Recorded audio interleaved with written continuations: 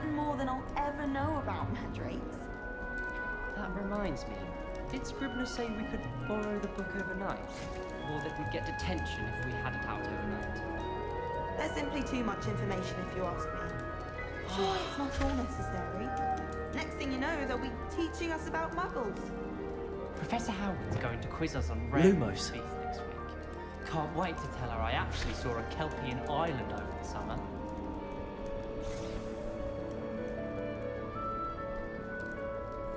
My family has a lot of muggle traditions, from my mother's side.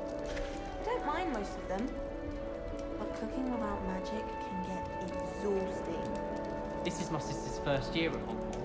Every time she pretended not to see me in the halls, I cast at her with the trip jinx. All of my siblings have gone on to work for the ministry, but I'm not sure I want to do that. Unless it's an aura. Oh, I'd like to be an aura. This is the first year my siblings and I are all at Hogwarts together. Our poor mother doesn't know what to do with their time, so she knits. Sends us each a new jumper every week. My family has been sorted into Ravenclaw for generations. Bit of a bookish lot, one might say. I hadn't met any of my cousins until I came to Hogwarts, and found out we were sorted into the same house.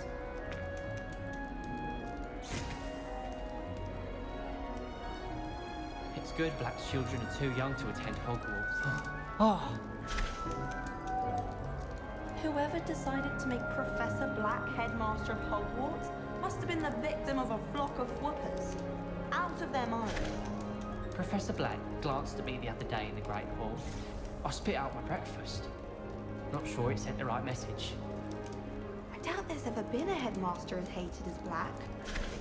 Dubious honor indeed. Professor Weasley must be exhausted doing her job as well as the headmaster's. We're lucky to have her. I thought about transferring to Beauxbatons just to get away from Professor Black and his iron fist. But then I remembered that I don't speak French.